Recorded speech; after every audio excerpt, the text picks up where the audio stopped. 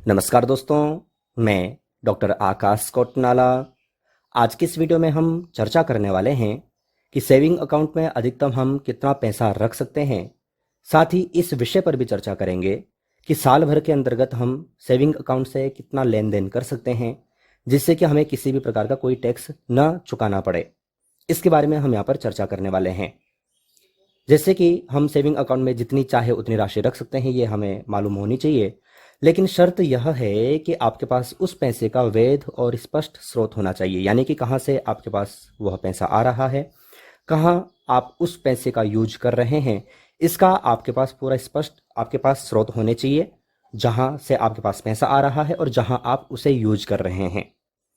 अगर आपने जो पैसा बैंक में जमा किया है वह आपकी घोषित आय या अन्य वैध माध्यमों से आया है और आप उस पर टैक्स चुका रहे हैं, तो फिर हमें कोई भी परेशान होने की आवश्यकता नहीं है। अर्थात फिर हम सेफ हैं, हमें कोई भी प्रॉब्लम नहीं होने वाली। लेकिन नकद लेन देन की जब हम बात करते हैं तो यहाँ पर हमें ध्यान रखना होगा।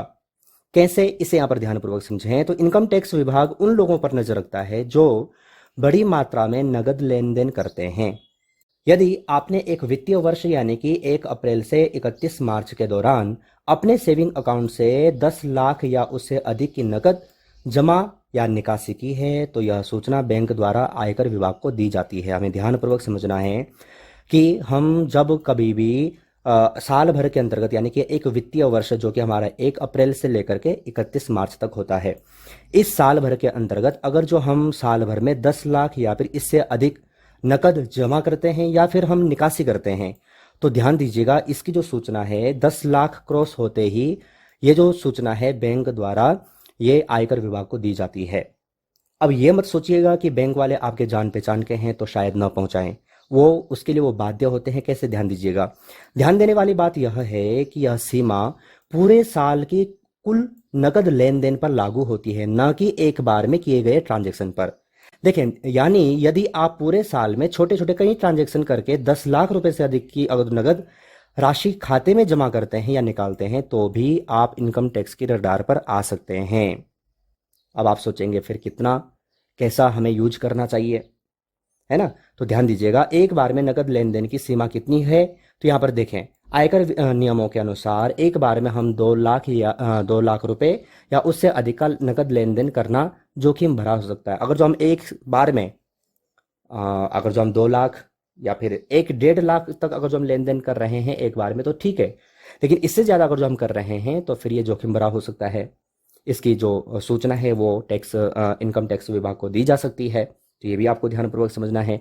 इसलिए बेहतर होगा कि आप कोई भी बड़ा वित्तीय लेन देन या तो चेक के द्वारा करें या एनईएफटी के द्वारा करें, आरटीजीएस के द्वारा करें या फिर अन्य कोई भी डिजिटल माध्यमों से करना चाहिए। अब ये हमें यहाँ पर देखें कि इनकम टैक्स को ये जानकारी कैसे मिल जाती है। तो उसके लिए आप देखते हैं कि हमारा जो अकाउंट है, चाहे सेविंग अकाउंट हो चाहे हमारा करंट अकाउंट हो, तो उसके साथ में हमारा पैन कार्ड लिंक रहता ही है। अब अगर जो पैन कार्ड लिंक नहीं भी हो तो भी इसके लिए जो बैंक वाले होते हैं, बैंक वाले बाध्य होते हैं, उनको ये सूचना आयकर विभाग को देनी ही होती है। तो इसके लिए हमें यहाँ पर ध्यानपूर्वक समझना है। सामान्य तरीके से अगर जो हम यहाँ पर समझें तो हम साल भर में मात्र और मात्र 10 लाख तक का ही लेन देन हम कर सकते हैं।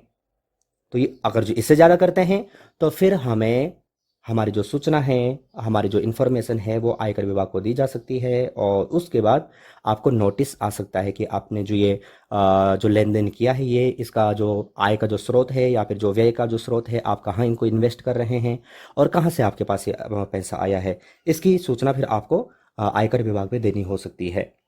अगर हम चालू खाते की बात करें, करंट अकाउंट की बात करें, तो इसकी जो सीमा है वो 50 लाख है। 50 लाख तक आप नगद लेन देन कर सकते हैं, लेकिन इससे अधिक राशि पर भी फिर आप आयकर विभाग की नज़र में रहते हैं। और इसमें अगर जो हम एक बार में अगर जो हम कर रहे हैं, जैसे कि ड्राफ्ट है, पे ऑर्डर या किसी अन्य माध्यम से अगर जो हम किसी व्यक्ति को अगर जो दे रहे हैं, तो 10 लाख रुपए से अधिक की नगद राशि खर्च करता है, तो भी उसकी जो सूचना है, इससे ज़्यादा अगर जो जाता है तो उसे भी विभाग की नज़र में नहीं बचाया जा सकता। यानी कि उसकी भी जो सूचना है वो भी आयकर विभाग तक दी जा सकती है।